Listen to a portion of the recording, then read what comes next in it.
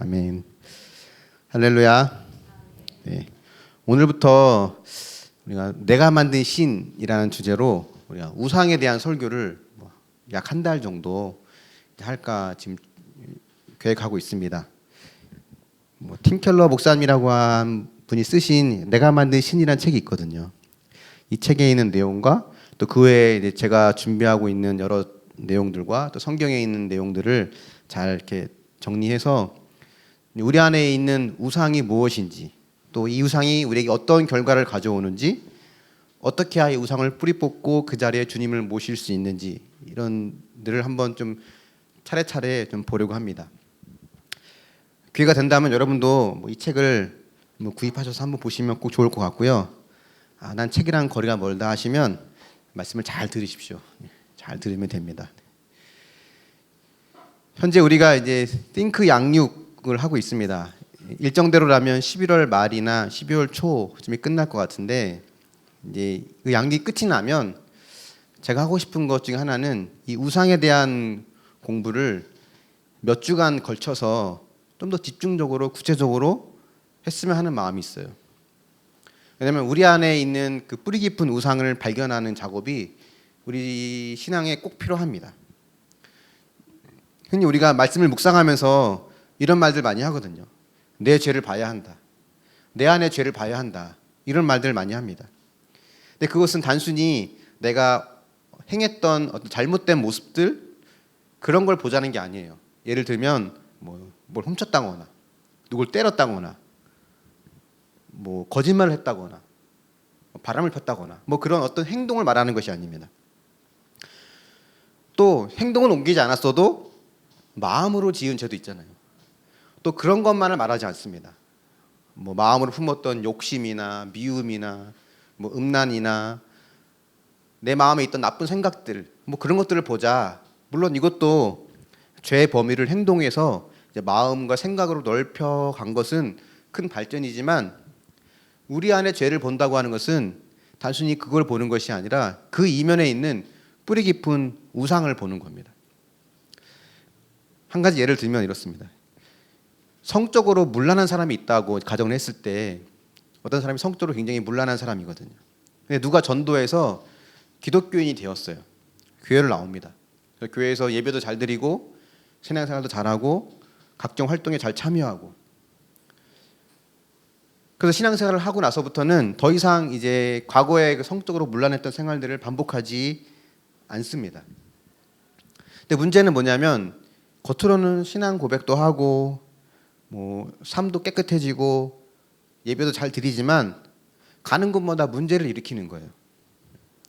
어떤 모임에서, 교회 모임에서 이야기하면 늘 몇 시간마다 자기 말만 하고 상대방의 말은 들으려 하지도 않고, 어떤 모임에 가면 늘 말싸움하듯이 그런 태도를 보이고 항상 자기만 옳다고 말하고, 이런 문제를 일으키는 이 사람에게 정말 이 사람 깊이 있는 문제는 뭘까를 우리는 볼 수 있어야 됩니다. 우리가 여기서 이 사람에 대해서 분별할 수 있는 것은 이겁니다. 그 사람에게 진정으로 문제가 되고 있는 가장 뿌리 깊은 문제는 사람 위에서 군림하고 싶어하는 권력이라는 거예요. 이전에는 그것이 성적으로 문란했던 것으로 그의 권력 욕망이 상대방 이성을 성적으로 정복하는 것으로 표출이 됐다면, 지금은 다른 양상으로 나타날 뿐입니다. 신앙생활을 하면서 권력을 추구하는 양상이 모임마다 싸움을 일으키고 자기만 옳다고 주장하는 그런 모습으로 나타나는 거죠. 그래서 교회 다니고 나서 삶이 바뀌었다. 도덕적으로 깨끗해졌죠. 윤리적으로 깨끗해졌습니다. 더 이상 그런 성적인 문란한 생활은 끝이 났더라도 내면적으로는 여전히 권력이라고 하는 우상을 그는 경배하고 있었다는 거예요. 다르지 않게 모양은 달라졌지만 여전히 그 사람은 남의 삶을 조정하고 통제하면서 자신의 존재감과 안정감을 얻고 있었다는 겁니다. 그래서 과거의 성적인 죄는 회개했을지 몰라도 더 깊은 차원의 자기 안에 있는 우상을 파악하고 진정한 자기 몸의 육체의 행실을 죽이는 그 단계까지는 나아가지 못한 거죠. 우상이라고 하면 여러분 뭐가 제일 떠오르시나요? 보통 부적이라든가 어떤 신상이나 모형 같은 것들, 그런 것들을 떠올리죠. 저도 어렸을 적에는 친척집에 가면 방문 위에 방마다 이 부적이 이렇게 한 2개씩 붙어 있었어요. 그리고 어릴 적 어렴풋한 기억에도 장롱 안에 이불을 꺼내면 장롱 안에 이렇게 부적이 이렇게 붙여 있었습니다. 뭐 그런 집도 있지 않았을까 싶어요. 아주 어릴 때까지 갈 필요도 없고요. 제가 석수동에 대림 아파트 살 때만 해도 아직 석수계를 나가기 전이었는데 신발장 앞에 현관문 위에 보면 솥불인지 뭔지 모르겠지만 이렇게 뿔 같은 거를 이렇게 꼬아서 걸어놓은 적이 있었습니다. 그러니까 아무도 그게 있는지조차도 몰랐어요. 뭐 우리가 걸었겠죠. 그 집이 이제 새로 짓고 입주한 들어간 집이니까 아마 우리가 걸었을 겁니다. 부모님이 거셨겠죠. 나중에 제가 그걸 이제 없애버렸거든요. 근데 없애도 뭐 아무도 없앤 걸 또 모르더라고요. 그냥 모르고 산 것 같아요. 집에 있는 부적을 떼고 그 솥불 같은 이상한 물건도 없애고 그러면 이제 더 이상 나에게는 우상이란 없는 걸까요? 나는 우상을 섬기고 있지 않다고 말할 수 있을까요? 오늘날에는 예전처럼 물론 아직도 시골이나 뭐 다른 곳엔 그럴지 몰라도 이 도시 문화권에 살고 있는 오늘날 우리 시대에서는 곳곳에 신전을 세우고 그 신상에다 절을 하고 숭배하는 그런 우상 숭배는 사실 찾아보기 힘듭니다. 하지만 오늘날에는 행복한 삶, 행복이라고 하는 목표를 위해서 권력이라고 하는 신, 성공, 돈, 성취, 외모 이런 등등 같은 신들을 섬기고 있는 시대에 우리는 살고 있습니다. 한 번쯤은 근데 이런 질문이 생겨요. 행복한 삶을 위해서 돈을 버는 게 죄인가? 행복을 위해서 내가 뭔가를 성취하고 외모도 가꾸고 어떤 권력을 차지하게 되고 모든 권력이 다 나쁜 건가? 믿는 사람들은 교회 다니는 사람들은 다 그러면 다 밑바닥 인생을 살고 찌질하게 살아야 되고 구질구질하게 살아야 그 사람은 잘 살고 신앙이 좋다고 할 수 있는가? 물론 그렇지 않죠. 다 좋은 겁니다. 행복을 위해서 우리가 돈을 벌어야 돼요. 또 뭔가를 성취하고 목표를 이루고 비전을 꿈꾸고 외모도 가꾸고 어느 권력도 우리가 갖게 되고 그런 모든 것들이 다 악하고 나쁘지 않습니다. 다 선하고 좋은 것들이에요. 하지만 우상이라고 하는 것은 우리가 좋게 여기는 것들, 선하게 여기는 것들을 가장 궁극적인 것으로 삼으면서 그것을 신격화해서 내 삶의 중심에 두는 것, 그것을 우상이라고 합니다. 우리 인간은 무언가를 숭배하도록 지음받았어요. 종교를 갖고 있든 갖고 있지 않든 우리 뭔가를 숭배하도록 지음받았습니다. 우리 인간은 하나님의 형상으로 지음받았기 때문에 반드시 하나님을 예배하고 경배하도록 지음받았습니다. 근데 아담과 하와의 죄, 또 우리의 죄로 인해서 이 하나님의 형상이 깨졌죠. 손상됐습니다. 부패했다는 거예요. 그래서 이제 하나님이 아닌 다른 것을 하나님을 대신해서 숭배하고 섬기고 있습니다. 이것은 단순히 종교를 갖고 있다, 그런 의미를 말하지 않아요. 우리 안에 우리가 추구하는 행복, 내가 생각하는 인생의 의미, 내 삶의 정체성, 이것을 하나님이 아닌 다른 곳에 두고 있다면 우리는 그것을 바로 나의 실제적인 구원자로, 내가 믿는 신으로 여기고 있다는 겁니다. 오늘 말씀에 보면 20장 3절에 이렇게 되어 있어요. 너는 나 외에 다른 신을 내게 두지 말라. 너는 나 외에 다른 신을 두지 말라라고 하는 이 의미를 생각해 보면 이게 종교를 바꾸지 말라는 건가? 하나님만 섬기지 뭐 부처님이나 알라 신이나 혹은 뭐 기타 다른 종교의 신들을 믿지 말라. 다시 말하면 개종하지 말아라. 기독교를 믿어라. 이런 의미일까? 만약 그렇다면 적어도 이 자리에 앉아 있는 저와 여러분은 이 10계명 중에 첫 번째 계명, 이것만큼은 내가 확실하게 지키고 있다고 자신 있게 말할 수 있을 거예요. 하지만 이 10계명 중에 제일 지키기 어려운 게 바로 이 첫 번째 계명입니다. 이 10계명은 단순히 종교를 바꾸지 말아라, 뭐 그런 의미가 아니에요. 이런 질문들을 한번 우리 스스로에게 한번 던져볼 필요가 있습니다. 무엇이 또는 누가 내 인생에 안정감을 주고 내가 인정받는 삶이 될 거라고 보장해 준다고 생각하고 있을까? 나의 행복이나 인생의 의미, 내 삶의 정체성에 있어서 하나님보다 더 필수적이라고 여기는 것이 뭐가 있을까? 이 질문에 여러분 어떤 대답을 할 수 있습니까? 내 삶이 더 가치 있기 위해서는, 내 삶이 더 의미 있기 위해서는 하나님 말고 뭐가 더 필요할까? 어떤 사람은 학력이라고 말할 수 있습니다. 적어도 대학은 나와야 사람 구실을 하지. 아니 적어도 인류 대학은 나와야 사람답게 살지. 어떤 사람은 가족이 우상이 될 수 있죠. 누군가에겐 자녀가, 가족과 자녀의 성공과 행복이 그 인생의 가장 큰 유일한 목표가 될 수 있습니다. 누군가에게는 국가, 누군가에게는 정치적인 이념, 경력이나 명예, 인지도, 외모, 높은 연봉이나 안정된 직장, 목회자인 같은 저 같은 사람에게는 교회 성장, 뭐 이런 것들이 나를 행복하게 해주고 나를 가치 있게 해준다고 생각할 수 있습니다. 그러니까 내 삶의 의미를 찾는 데 있어서 이 중에 그 어떤 것이라도 하나님 외에 더 추가적으로 필요하다고 생각하는 것이 있다면 그게 바로 저와 여러분이 하나님 외에 섬기고 있는 또 다른 신이라는 거예요. 우상은 언제나 좋은 것에부터 출발합니다. 아까 좀 전에 열거했던 가족, 자녀, 학력, 뭐 국가, 이념, 직업, 연봉, 직장, 나의 꿈, 종교 생활, 교회 성장, 뭐 이 모든 것들은 다 악한 게 아니에요. 다 선하고 좋은 겁니다. 근데 어느 순간 이것이 내 안에서 증폭될 때가 있습니다.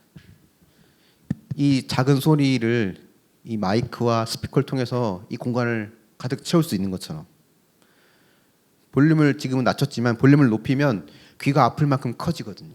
이 공간을 가득 채울 수 있는 것처럼 내 안에 있는 작은 이 선한 갈망이 크게 증폭되어서 나의 전부가 되는 순간이 있다는 겁니다. 그래서 이것들을 놓치면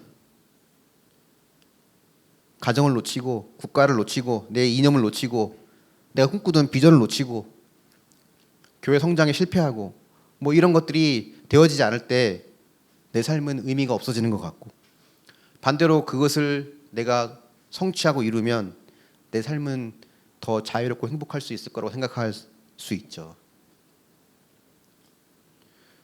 그래서 우상에 대해서 우리가 기억할 때 첫 번째로 우리가 알아야 될 것은 내가 좋아하는 모든 것, 내가 추구하고 선하게 생각하는 모든 것이 다 우상이 될 수 있다는 겁니다. 무엇이든지 다 우상이 될 수 있습니다. 세상의 모든 것이 다 내 인생에 하나님을 대신할 수 있다는 거예요. 그래서 우리 스스로를 한번 돌아볼 필요가 있습니다. 우리 마음을 들여다봐야죠. 하나님보다 내가 더 크게 내 마음을 차지하게 허락하고 있는 것은 무엇인가? 하나님만이 주실 수 있는 것을 나는 지금 다른 데서 얻고 있는 그 무언가가 있지 않을까? 혹 내가 실패하고 이루지 못했을 때 하나님의 말씀이 들리지 않고 더 큰 실망과 낙담과 분노로 쌓여 있는 그 무언가가 있지 않을까? 우리는 한번 내 마음을 들여다볼 필요가 있습니다.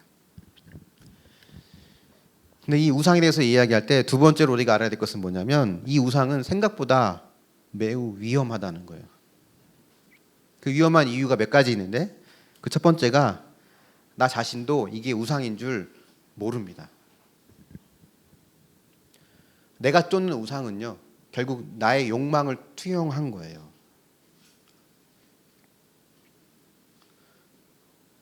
내 안에 있는 탐심과 욕심이 우상을 만들어내는 겁니다. 나는 그저 그것이 조그만 욕망이라고 생각하죠. 왜냐하면 그게 다 나쁜 게 아니거든요.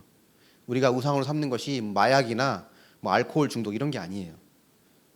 가정이고 국가고 자녀고 직장이고 꿈이고 신앙생활이고 이런 모든 것들이 좋게 여기는 것들입니다.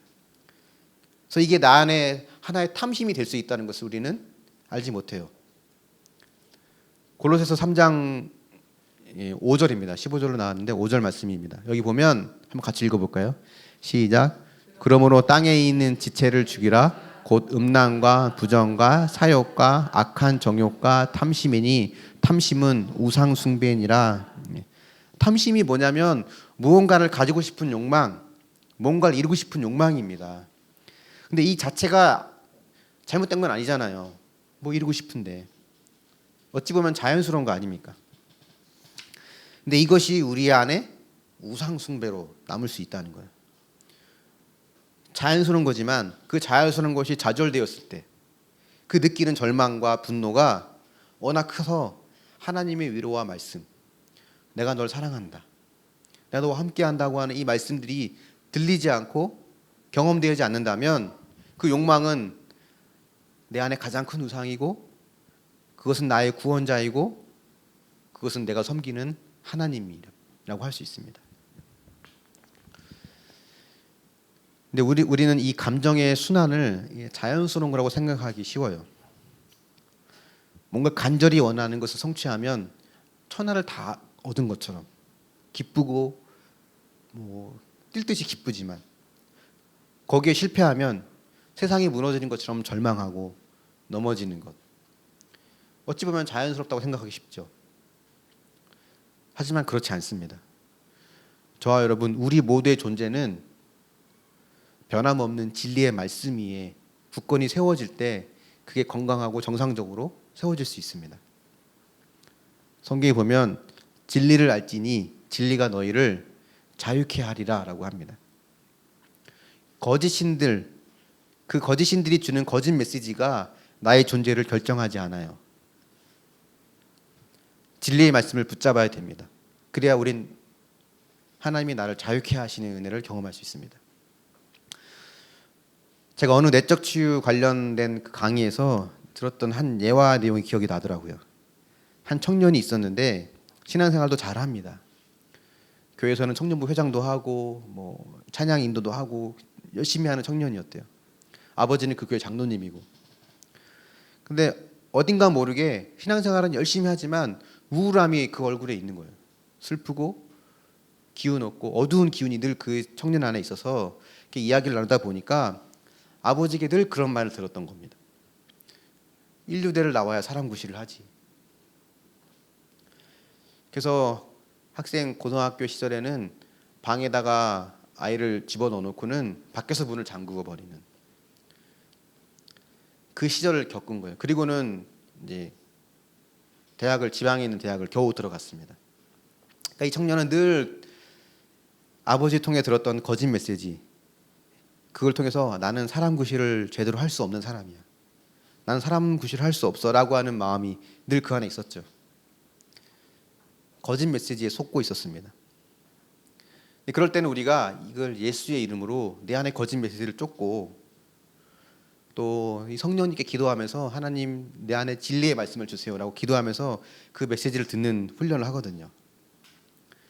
그래서 그 말씀을 들을 때 하나님께서 그 청년에게 주신 메시지가 뭐였냐면, 너는 사랑받게 태어난 내 아들이다, 나는 너의 그 존재 자체를 기뻐한다는 거였어요.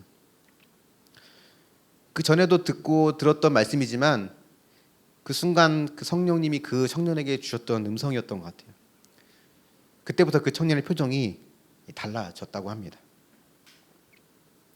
진리를 알면 진리가 우리를 자유케 합니다.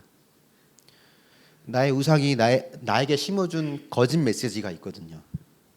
우리는 그걸 분별해야 돼요. 근데 우리는 그것을 잘 인지하지 못하고 또 그렇기 때문에 이 거짓 메시지에 잘 속아서 나는 우상을 숭배하고 있음에도 불구하고 그 우상 숭배하는 자는 나는 거기에 해당하지 않는다라고 우리 보통 착각을 많이 합니다. 성경에 우상 숭배하는 자들에 대한 경고의 메시지가 굉장히 많이 나와요.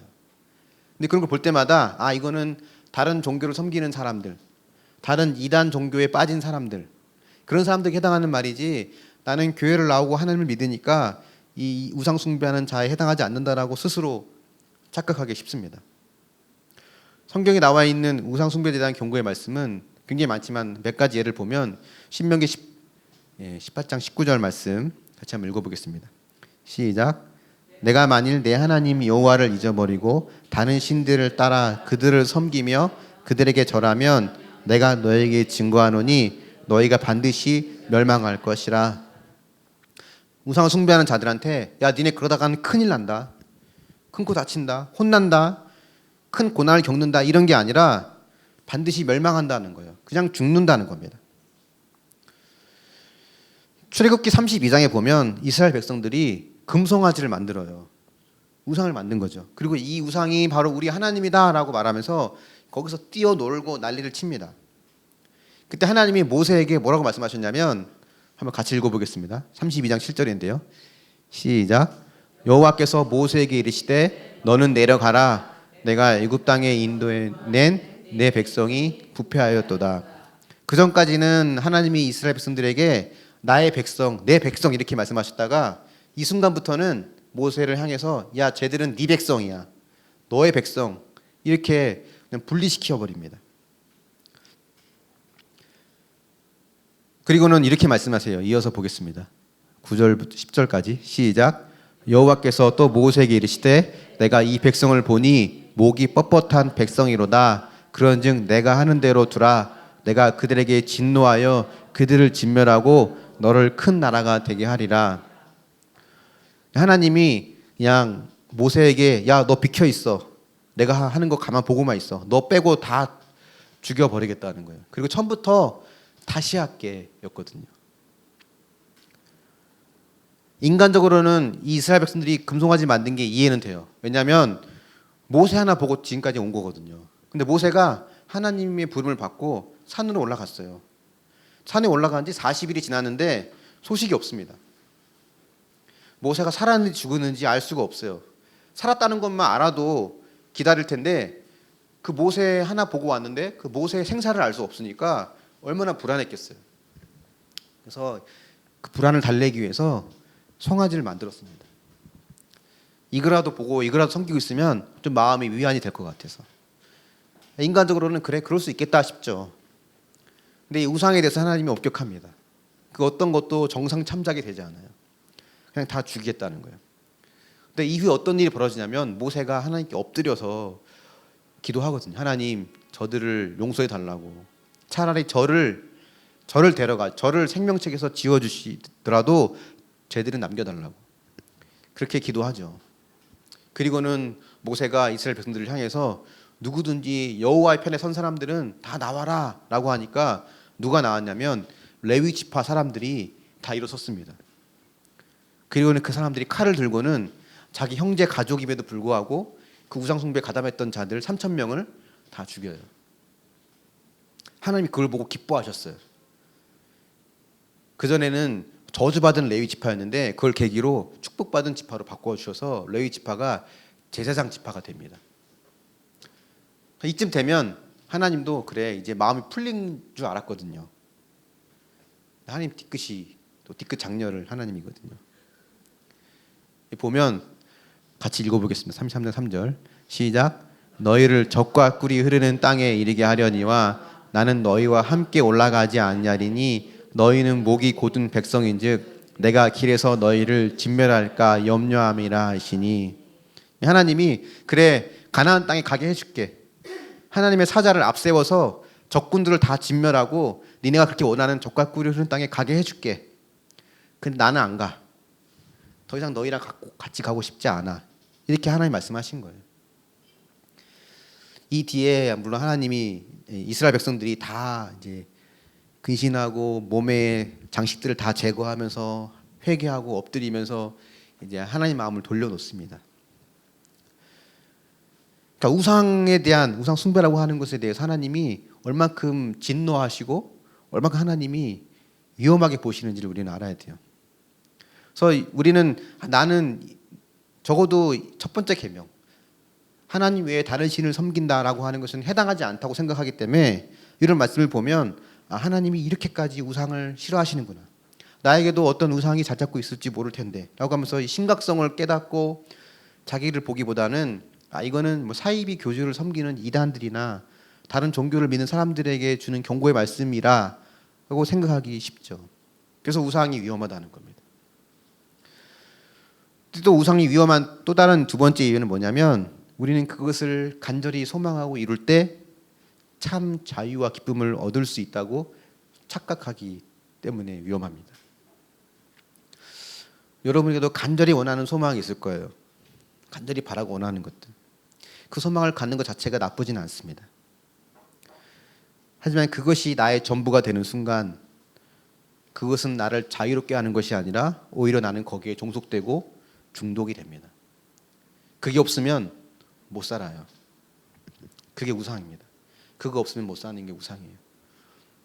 우상이 영어 단어로 뭔지 아시죠? 아이돌입니다. 아이돌. 우상이 영어 단어가 아이돌이에요. 그래서 10대들의 우상, 이 아이돌 그룹, 그 아이돌이 거기서 나왔거든요. 요즘 가장 인기 있는 아이돌은 뭔가요? 핑클? 나한테는 여전히 핑클인데 요새 뭐 BTS 뭐 그런 아이돌이 또 인기가 있죠. 그러니까 그 아이들을 추종하는 아이들은 이제 그 우상이 없으면 못 사는 것처럼 우상이라고 하는 것은 그게 없으면 못 사는 것, 그게 바로 나의 우상입니다. 근데 이 우상의 힘은 굉장히 막강해요. 왜냐하면 그것을 가지면 나한테 진정한 행복을 줄 수 있다고 내가 생각하거든요. 그래서 그것을 추구하기 위해서 오히려 거기에 절대적으로 의존합니다. 그래서 우리의 마음을 완전히 사로잡히게 돼요. 이사야 보면 이 말씀이 있습니다. 같이 한번 읽어볼게요. 시작. 그 나머지로 신상 곧 자기의 우상을 만들고 그 앞에 엎드려 경배하며 그것에게 기도하여 이르기를 너는 나의 신이니 나를 구원하라 하는도다.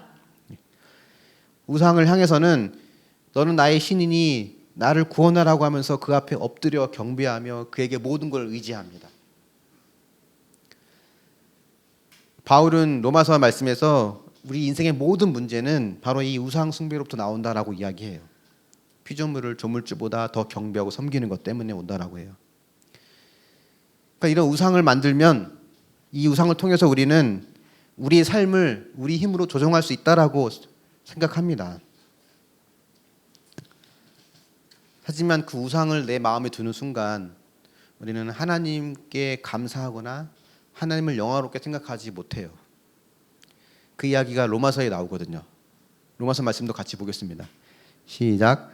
하나님을 알되 하나님을 영화롭게도 아니하며 감사하지도 아니하고 오히려 그 생각이 허망하여지며 미련한 마음이 어두워졌나니.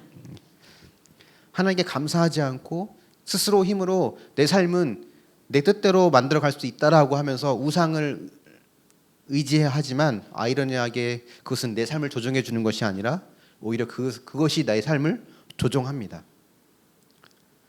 그 결과 생각이 허망해지고 마음이 어두워지고 피조물을 조물주보다 더 경배하고 섬기게 되죠. 그래서 우상은 우리에게서 하나님의 자리를 결국은 빼앗아요. 성경에 보면 이스라엘이 우상 숭배에 빠졌을 때 성경은 그것을 뭐라고 말하냐면 영적 간음이라고 말합니다. 간음이 뭔지 아시죠? 배우자가 아닌 다른 사람과 관계를 맺는 거예요.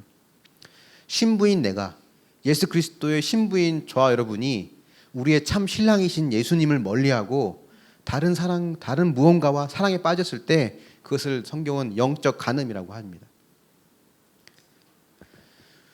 우상이 위험한 또 다른 이유는요. 우상은 반드시 우리를 배신하게 되어 있기 때문에 그렇습니다. 잠시 나에게 행복을 주는 것 같고 기쁨을 주는 것 같지만 나를 노예로 삼으려고 하고 점진적으로 나를 파멸시켜 가요. 왜냐하면 절대 우상을 통해서는 만족을 얻을 수 없기 때문에 그렇습니다. 그래서 우상을 생각하는 것보다 매우 위험합니다. 그렇다면 우리는 어떻게 해야 될까? 우리는 어떻게 해야 될까? 먼저는 내게 어떤 우상이 있는지를 봐야 돼요. 실제적인 내 주인이 무엇인가를 면밀하게 살펴봐야 됩니다. 혹시 여러분이 지나치게 화를 내거나 낙심하거나 아니면 스스로를 굉장히 경멸하거나 지나치게 두려워하는 일이 생길 때가 언제인가 한번 생각해 보십시오. 그때 그 순간 내 안에 숨어있는 동기가 무엇인지를 봐야 됩니다. 이 숨어있는 동기는 크게 네 가지거든요. 권력의 우상, 권력을 내 우상으로 삼고 있는 사람들에게는 또 있을 수 있죠. 그런 사람들이 내게 어떤 능력과 영향력이 있어야만 내 인생은 의미가 있고 가치가 있다고 느끼는 사람들. 이 사람들에게는 권력이 그의 우상입니다. 또 어떤 사람은 누구로부터 인정받는 것을 우상으로 삼는 사람이 있습니다. 누군가에게 사랑받고 존중받아야만 내 인생은 의미가 있고 가치가 있다는 것. 또 어떤 사람은 안락하고 편안한 삶, 이게 우상인 사람도 있어요. 편안하고 쾌적한 삶의 질이 어느 정도 보장이 돼야 그때 내 인생은 의미가 있고 가치가 있다는 거예요. 또 어떤 사람은 통제하고자 하는 우상이 있습니다.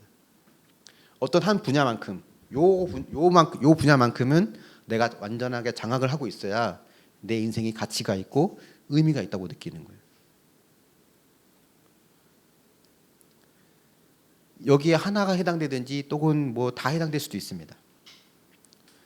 나는 이 중에 어떤 것을 내 마음의 주인으로 삼고 있는지, 그러니까 내가 언제 절망하고 불안해하고 스스로를 경멸하고 두려워하고 이런 감정이 지나치게 들 때 나는 어떤 경우인지를 우리가 볼 수 있어야 되죠. 그래서 내 안에 이런 뿌리 깊은 우상의 모습을 봤다면 그 다음 우리가 할 일은 뭐냐면 그 우상을 회개하고 주님을 그 자리에 모시는 거예요. 우상을 버리고 주님을 의지하는 것. 그러기 위해서 우리가 할 일이 있습니다. 그것은 바로 끊임없이 주님이 날 위해 하신 일과 내게 주신 일을 반복해서 묵상하는 거예요. 누가복음 10장 20절 말씀인데요. 같이 한번 읽어보겠습니다. 시작. 그러나 귀신들이 너에게 항복하는 것으로 기뻐하지 말고 너희 이름이 하늘에 기록된 것으로 기뻐하라 하시니라. 제자들이 귀신을 내쫓고 신이 나서 예수님께 와서 보고하니까 예수님이 이렇게 말씀하신 거예요. 야, 그런 걸로 기뻐하지 말고 너희들이 구원받은 걸로, 하늘에 기록된 걸로 기뻐하라는 거거든요. 우리가 진정 회복해야 될 기쁨이 바로 이겁니다. 이 기쁨은 회개랑 같이 동반돼서 와요. 회개는요 반드시 기쁨을 동반합니다.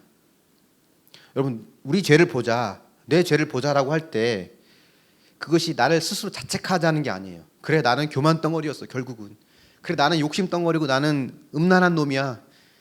근데 그걸로 끝나면 절망적일 수밖에 없어요. 그거 보자는 게 아니에요. 기쁨이 없는 회개는 절망만 남습니다.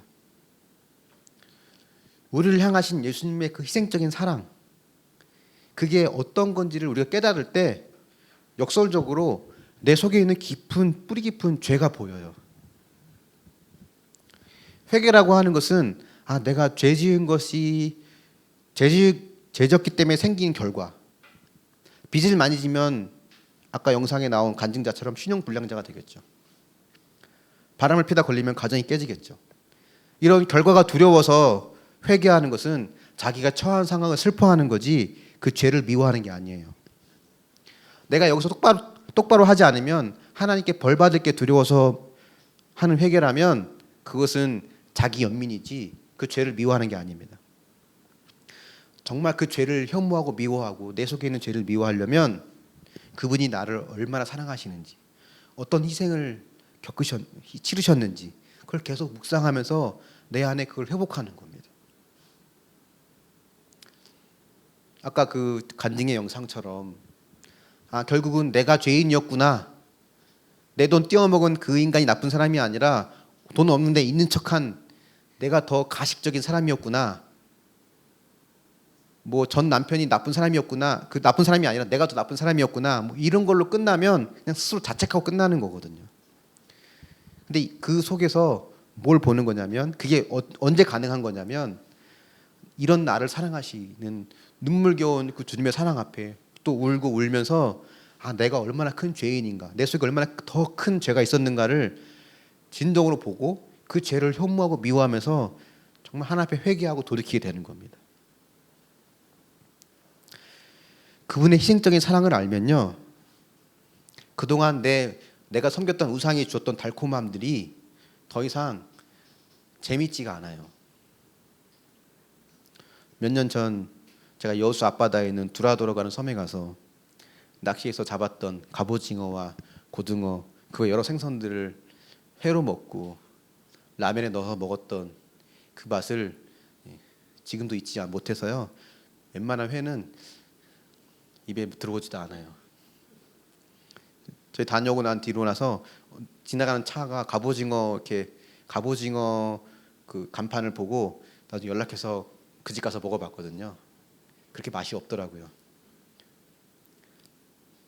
하나님의 선하심을 맛보면 죄가 주는 중독, 죄가 주는 그 즐거움들을 우리는 더 이상 찾지 않습니다. 그래서 시편 34편 8절에 너는 여호와의 선하심을 맛보아 알지어다라고 말을 해요. 그분의 이 조건 없고 희생적인 사랑을 깨닫고 내 안에 경험하고 회복하는 것이 우리 안에 뿌리 깊은 죄와 이 우상을 뼈저리게 깨닫고 버리는 가장 빠른 길입니다. 다음 주부터 이 대표적인 우상들을 하나씩 몇 가지 대표적인 것을 살펴보려고 해요. 자, 조만간 시간이 되면 한 1박 2일 정도 우리가 한 워크숍을 통해서 이 다 같이 내 안에 우상을 찾는 이 작업들을 계속 집중적으로 했으면 좋겠다는 그런 마음이 사실 제 안에 있어요. 여의치 않으면 다들 뭐 직장 생활도 하고 바쁘시니까 여의치 않으면 몇 주에 걸친 이 양육을 통해서 우리가 계속 이 작업을 좀 더 구체적으로 깊이 들어가는 일을 좀 했으면 좋겠다는 생각이 듭니다.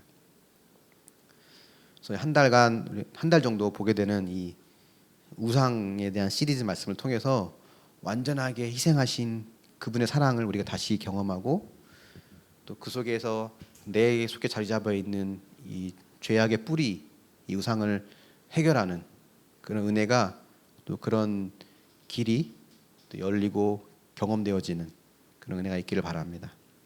오늘 말씀의 결론을 맺겠습니다. 우리는 우리 스스로 우리 자신의 인생을 조종할 수 있다고 생각하지만 그렇지 않아요.